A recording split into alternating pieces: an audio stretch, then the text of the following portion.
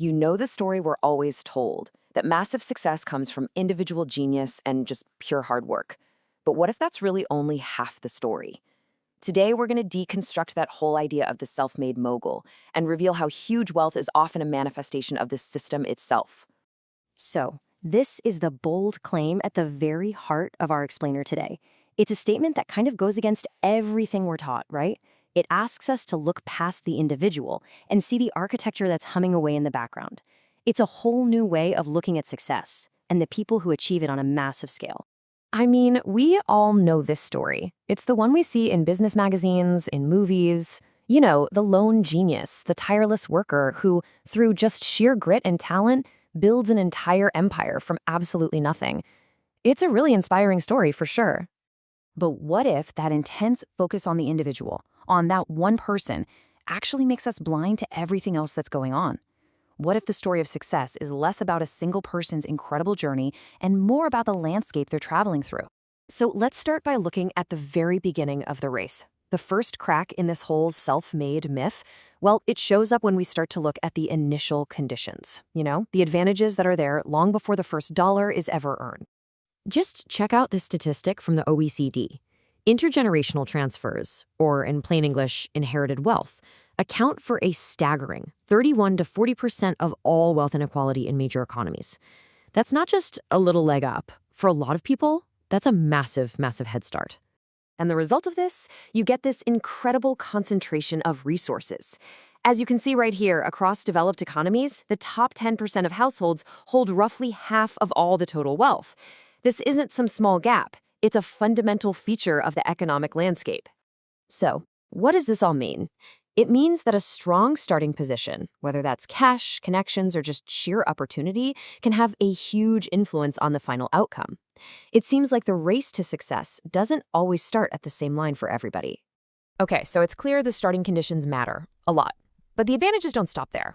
Now, let's take a look at the actual rules of the game, the economic and legal frameworks that decide how wealth grows once the race is already underway. One of the most important rules of the system is how it treats money.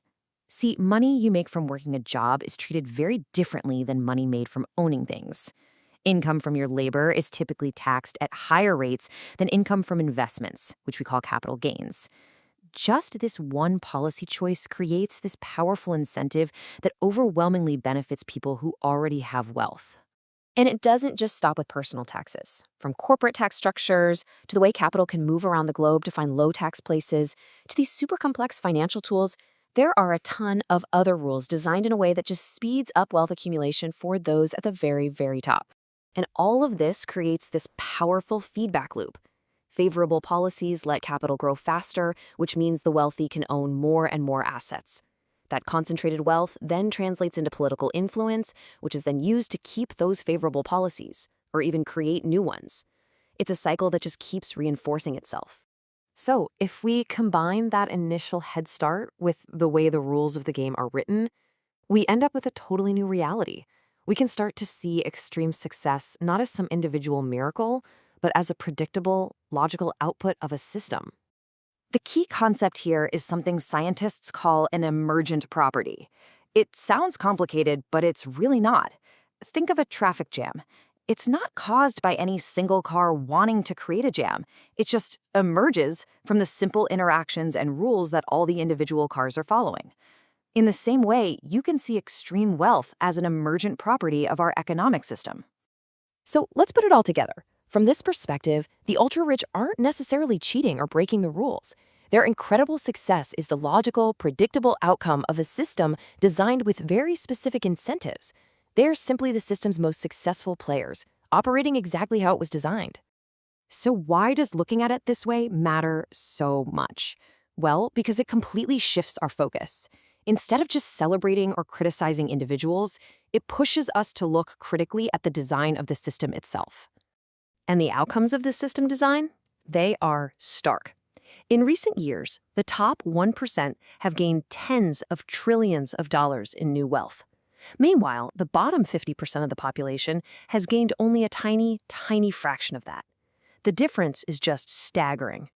You see, when we focus only on that heroic story of the self-made person, we risk totally ignoring the huge societal contributions. Things like public education, infrastructure, scientific research, and all the structural rules that make that kind of wealth accumulation even possible in the first place.